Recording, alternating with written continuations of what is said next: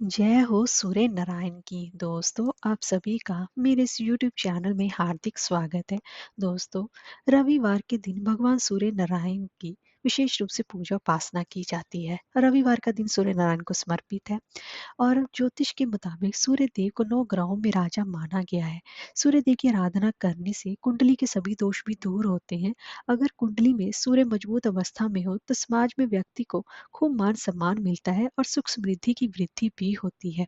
और आज के दिन सूर्य नारायण के प्रति व्रत भी किया जाता है और इसके साथ साथ व्रत कथा सुनने का भी विधान है। तो आज की इस वीडियो में मैं आपको सूर्य नारायण की व्रत कथा का रसपान कराने जा रही हूँ। तो चलिए वीडियो शुरू करते हैं।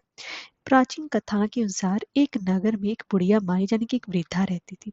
वह रविवार नियम से घर आंगन को गोबर से लीप कर हमेशा ही भोजन तैयार किया करती थी और फिर सूर्य देव को भोग लगाने के बाद ही खुद भोजन ग्रहण करती थी।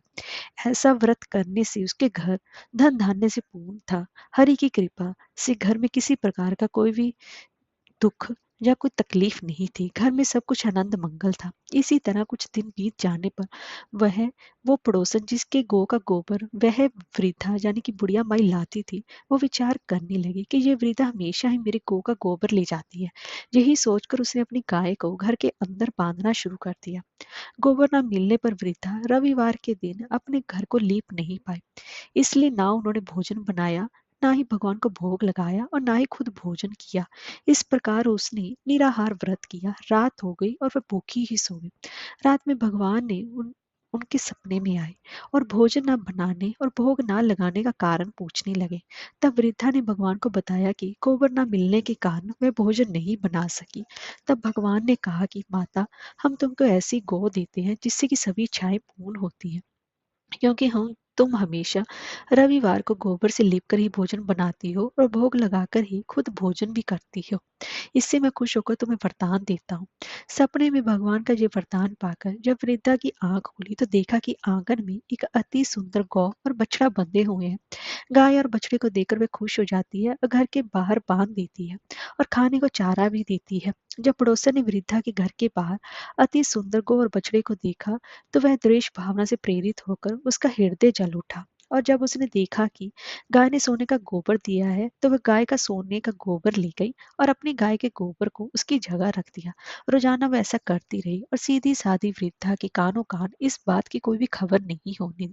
तब सर्वव्यापी ईश्वर ने सोचा कि चालाक पड़ोसन की वजह से वृद्धा ठगी जा रही है, तो उन्होंने शाम के समय अपनी माया से बड़े जोर की आंधी ला दी।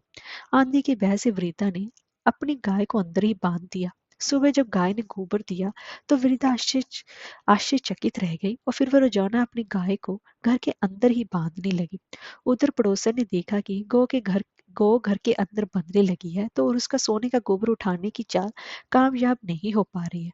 तो कुछ उपाय न देख पड़ोसन ने राजा की सभा में जाकर सारी बात बता दी। उसने राजा से कहा कि मेरे पड़ोस में एक वृद्धा के पास ऐसी गाय है जो आप जैसे राजाओं के ही योग्य है। वह गौ रोजाना सोने का गोबर देती है। आप सोने से प्रजा का पालन करिए। वृद्धा सोने का क्या करेगी? राजा ने ये बात सुनकर अपने दूतों को वृद्धा के घर जाकर गौ लाने की आज्ञा दी। वृद्धा सुबह ईश्वर को भोग लगाकर भोजन करने ग्रहण करने जा ही रही थी कि तभी राजा के कर्मचारी गाय खोलकर ले गए। यह देख वो काफी रोई चिल्लाई, लेकिन कर्मचारी ने उसकी एक ना सुनी। उस दिन फिर वृद्धा गौ के वियोग में भोजन ना कर सकी और रात भर रो रोकर ईश्वर से गाय को पुण्य पाने की प्रार्थना करती रही। वह दूसरी ओर राजा गौ को देखकर बहुत प्रसन्न हुआ और सुबह जैसे भी उठा सारा महल गोबर से भरा दिखाई देने लगा। राजा यह देखकर घबरा गया। भगवान ने रात में ही राजा को स्वप्न में कहा कि राजा, गाय वृद्धा को लौटा देने में ही तुम्हारी भलाई है। रविवार के व्रत से प्रसन्न होकर मैंने उसे ये गाय दी थी।